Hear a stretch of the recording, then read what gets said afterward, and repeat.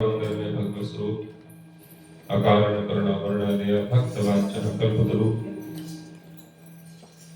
पीताम्बर धारी श्री वृंदावन बिहारी प्रभु के पाद पद्मों का स्मरण करते हुए सुंदर पवित्र कार्तिक मास में पहुंच विगत दिवसों से नित्य प्रति श्रवण कर रहे हैं, जिसमें इस कार्तिक महात्म में कार्तिक के महीने में पुण्य कर्मों को करने पर किस किस प्रकार के पुण्य फलों की प्राप्ति होती है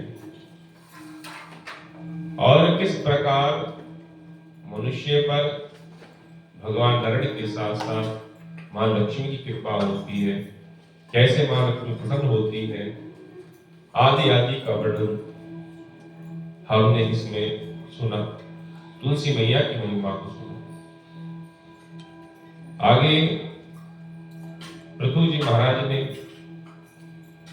अनेक प्रकार के प्रश्न नारद जी से पूछे और पृथु जी ने अमावस्या की विधि को पूछा कि महाराज कार्तिक मास में अमावस्या के दिन किस प्रकार घर में मां लक्ष्मी की स्थापना होती है, किस प्रकार मां भगवती लक्ष्मी जीवों पर कृपा करती है, कृपा करके इसके बारे में बताएं। तो नारद जी कहते हैं कि सुनो राजन, कार्तिक मास की जो अमावस्या आती है उस अमावस्या की तिथि को दीपावली की तिथि कहा जाता है। उस दिन घर में मां लक्ष्मी का पूजन होता है, अर्थात घर से दरिद्रता का विनाश हो जाता है और घर में मां लक्ष्मी की स्थापना हो जाती है। मां लक्ष्मी कृपा कैसे जीव पर होती है, इस विषय में मैं आपको सुंदर पौराणिक इतिहास की कथा को सुनाता हूं। कहने लगे, सुनो राजन, एक फूलशहर नाम का राज्य था। वहां पर अनेक प्रकार के वर्णों के लोग विराजमान रहते थे। वहीं पर एक सत्य शर्मा नाम के ब्राह्मण भी विराजमान रहते थे। ब्राह्मण थे और क्या था, जीवन में उनके पास धन का बड़ा अभाव था और जब वह धन सोचते थे, मन में विचार करते थे, धन की अभिलाषा करते थे, मन में सोचते थे कि काश मेरे पास धन होता तो मैं उस धन से धर्मार्थ का कार्य करता, अपने हाथ से दान करता, लोगों को वस्त्र आदि प्रदान करता, ये करता वो करता। मन में ये भावना आती कि काश मेरे पास भी धन हो तो मैं भी इस प्रकार धर्मार्थ का कार्य कर सकूं। स्त्री अपने पुत्र बंधु बांधवों को सुंदर सुंदर वस्त्र आदि देकर के उनको सुख प्रदान कर सके। अपना सुंदर सा घर बनाओ जिसमें मैं नित्य प्रति अपने भगवान नारायण का पूजन कर सकूं।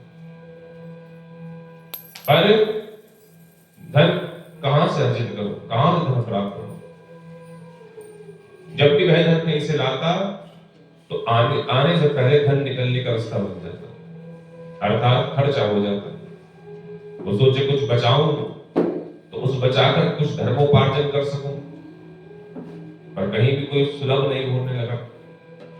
और धन की प्राप्ति के लिए, धन की अभिलाषा के लिए यहां वहां विचरण करता, उपाय सोचता, क्या करूं, कैसे धन को पार्जित करूं, कैसे धन प्राप्त करूं। कहते ब्राह्मण ने अनेक लोगों से पूछा। एक विद्वान ब्राह्मण के पास गया और उनसे कहा कि महाराज आप ही कुछ मार्गदर्शन करें, मैं कैसे लक्ष्मी को अपने घर में प्राप्त कर सकूं ताकि मैं भी धर्मार्थ कर सकूं, सुंदर अपना मकान, बंधु बांधवों को सुंदर वस्त्र आदि देकर उनको सुखी कर सकूं। तो उन्होंने कहा, आप इनकी उपासना करते हो, इष्ट कौन है? बोले, मैं तो विष्णु भगवान की उपासक हूं, विष्णु भगवान की साधना करता हूं, उनको अपना स्वामी बनाया हुआ है। कहते हैं विष्णु का पूजन सदा वैरागी साधु जन का ही करते हैं। उनकी साधना करने वाले इतने धनवान नहीं होते। तुम्हें साधना करनी है तो भगवान महादेव की करो, वो क्षण मार में ही प्रसन्न होकर के अपार धन संपत्ति प्रदान कर देते हैं। इतना विष्णु भगवान नहीं देते, इसलिए तुम जो हो शिव साधना करो। कहते सुनकर के वह सत्य शर्मा नाम के ब्राह्मण जो थे यमुना जी के किनारे तट पर एक सुंदर भगवान शिव का बड़ा सुंदर एक मंदिर था। और कहते हैं सत्य शर्मा नाम के ब्राह्मण ने वहां बैठकर के शिव साधन शुरू कर दिया। नित्य प्रति भगवान महादेव के मंदिर में ब्राह्मण में जाता, ब्राह्मण को स्वच्छ करता, साफ करता, फिर वहां भगवान का पूजन करता, वस्त्रों से पुष्पों से उनका विविध श्रृंगार करने लगा। और कहते इस प्रकार शिव साधना करते करते उसको 1 वर्ष व्यतीत हो गया। 1 वर्ष व्यतीत होने के बाद स्वयं भगवान महादेव एक ब्राह्मण का रूप बना करके उसके सम्मुख आए और पूछा कि मांगो क्या वरदान चाहिए। आप तो हम देखते हैं आपके तो अपने वर्ष से भगवान की बड़ी कठिन तपस्या कर रहे हैं, इसलिए हम प्रसन्न हैं, हम ब्राह्मण देवता आपको आशीर्वाद देंगे, मांगो क्या चाहिए। बोले महाराज उद्देश्य संकल्प यही है कि मैं चाहता हूं कि मेरे घर में धन संपत्ति विराजमान रहे, लक्ष्मी जी की कृपा बनी रहे, ताकि मैं धर्मार्थ कर सकूं, दान कर सकूं, पुण्य कर सकूं, परिवार को सुखी सुख दे सकूं। पर महाराज जो भी धन उपार्जन करता हूं, धन लाता हूं, वो अनायास पता नहीं कहां निकल जाता है, सोचता हूं कुछ इकट्ठा कर सकूं, वो भी नहीं हो पाता। तो ब्राह्मण देवता ने कहा कि सुनो, वरदान मांग के तो सुनो, आप जो है कार्तिक मास सुंदर पवित्र मास है, इस मास की अमावस्या की तिथि आती है और इसमें जो रात्रि है ये बड़ी श्रेष्ठ रात्रि है। इसमें अपने घर में दीप का प्रकाश करना, खूब घर को चमका के दैदीप्यमान करना और राजा के पास जाकर यह वरदान मांगना कि अमावस्या की रात्रि में ग्राम में अर्थात गांव में, नगर में कोई भी जो है प्रकाश ना करे, अर्थात किसी के घर में भी दीपक ना जले, बस अपने घर में अर्थात मेरे घर में दीपक जल सके। ऐसा तुम जा करके राजा से वरदान मांगना। और राजा ने वचन दे दिया तो समझो फिर तो प्रजा में कोई दीप प्रज्वलित नहीं करेगा, क्योंकि राजा का आदेश। कहते ऐसा सोच करके वह विप्र ब्राह्मण सत्य शर्मा नाम के ब्राह्मण राजा के पास गए, राजा से ही बात कह दी, महाराज मेरा अनुरोध है कि कार्तिक मास की जो अमावस्या आए उस तिथि में, उस रात्रि में कोई भी अपने घर के आगे दीप प्रकाश ना करे, ना कोई बिजली आदि लाइट कुछ ना जलाए, मैं ये वरदान आपसे चाहता हूं। राजा ने कहा ठीक है, जैसा समय आएगा हम अवश्य आपके कहे अनुसार इस कार्य को सफल कर देंगे। अब कहते हैं कि जैसी वह पुनः अमावस्या की तिथि आई और तिथि आने पर फिर पुनः ब्राह्मण गया राजा के पास कि महाराज आपके आपने वचन दे रखा था कि इस दिन जो है कोई भी घर में दीप प्रकाश नहीं करेगा। राजा ने कहा ठीक है, आपका कहा वचन हमें याद है। और तुरंत राजा ने जो है नगर में ढिंढोरा पिटवा दिया कि कोई भी अपने घर में दीप प्रकाश नहीं करेगा, कोई अपने घर में किसी प्रकार का रात्रि में प्रकाश किसी के घर में नहीं होना चाहिए।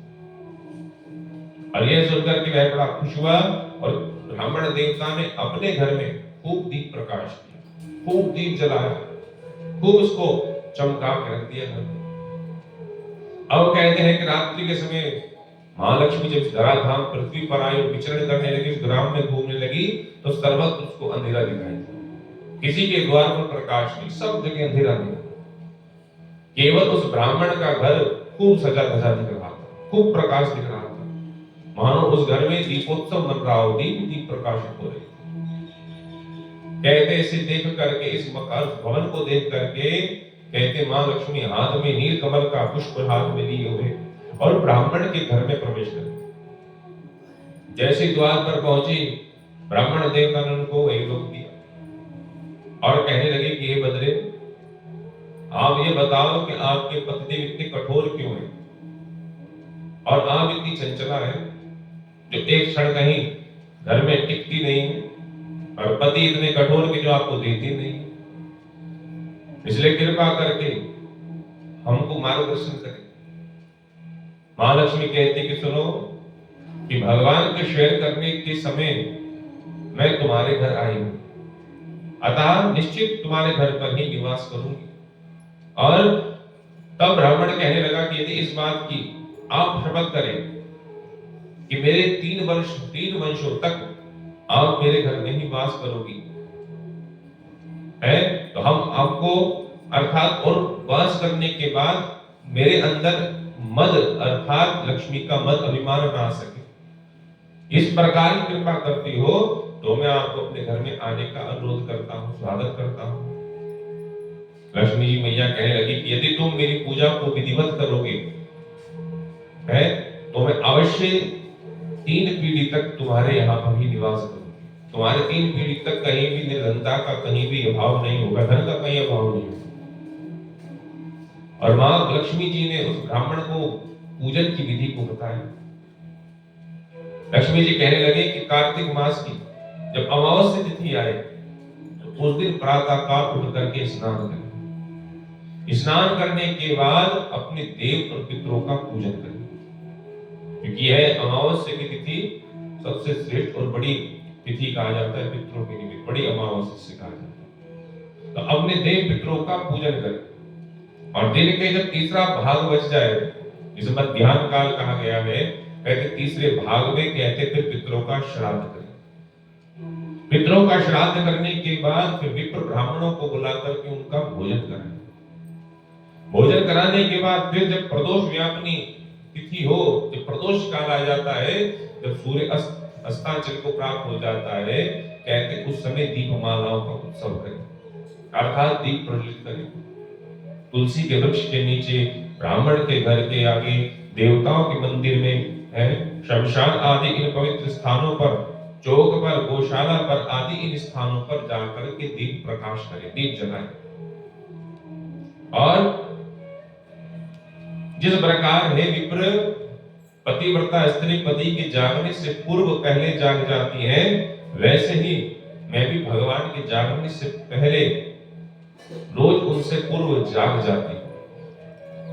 इस दिन कहते हैं बालक, वृद्ध और रोगी आदि को छोड़ करके किसी को भी कहते हैं भोजन नहीं ग्रहण करना चाहिए। भगवान अर्थात मां लक्ष्मी की पूजन करने के उपरांत ही, अर्थात देव पूजन करने के उपरांत ही भोजन आदि ग्रहण करें। इस दिन दीपावली के दिन कहते हैं सबसे पहले स्वस्ति वाचक आदि मंगल पाठ करने चाहिए। उसके बाद कहते हैं गणेश जी महाराज का पूजन करें, कुबेर जी का पूजन करें, लक्ष्मी जी का पूजन करें। और जब लक्ष्मी जी का पूजन करें तो आंख बंद करके मानसिक रूप में ध्यान करते हुए लक्ष्मी का आह्वान करें। हे मां लक्ष्मी, मेरे द्वारा इस कमल पुष्प के आसन पर आप विराजमान हो जाए, स्थित हो जाए। कमल पुष्प के समान हे कमल नेत्र वाली, गंभीर नाभि वाली है और सुंदर सुंदर वस्त्रों को, आभूषणों को धारण किए हुए, हाथ में मणिमुक्त के घड़ों का दिव्य युक्त घड़े हाथ में विराजमान है, कमल के पुष्प को हाथ में धारण किए हुए हे लक्ष्मी मां, आप मेरे घर में निवास करें। कहते हैं इस प्रकार मां लक्ष्मी का ध्यान करें कि आप इस रूप में हो, हाथ में कमल पुष्प है, नील कमल का पुष्प आपके विराजमान है, मेरे द्वारा एक बिछा हुआ सुंदर कमल का पुष्प है, इस पुष्प के आसन पर आप बैठिए।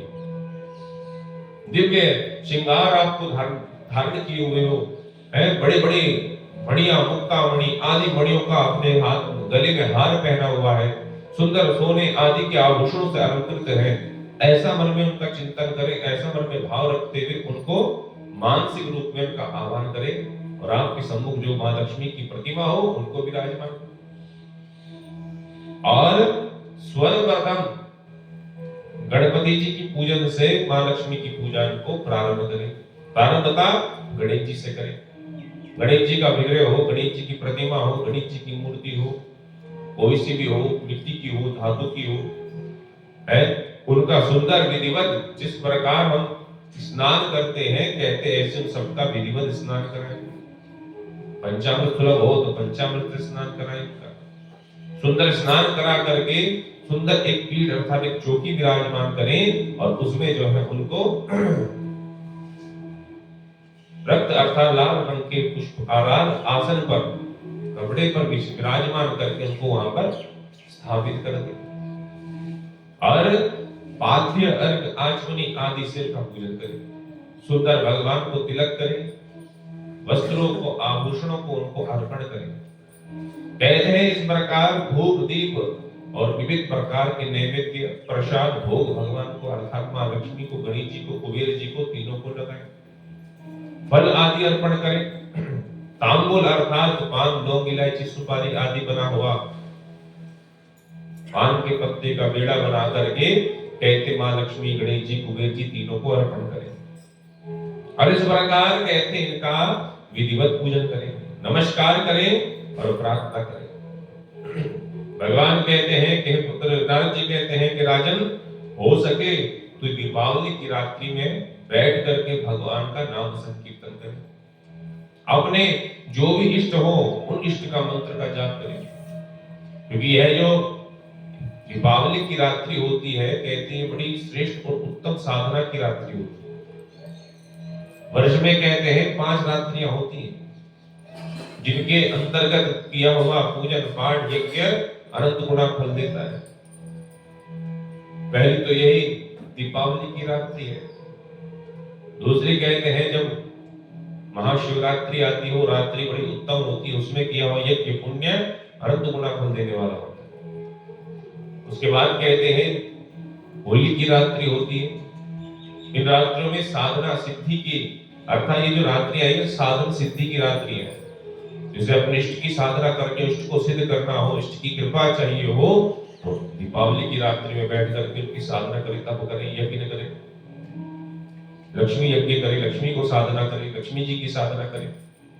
जो रात्रि में निषिद्ध काल आता है, महानिषिद्ध काल आता है, ये बड़े उत्तम काल होते हैं साधना के सिद्धि के लिए। तो होली की रात्रि हो गई और नवरात्रों की सप्तमी जो सप्तमी तिथि होती है, सप्तमी में काल रात्रि होती है।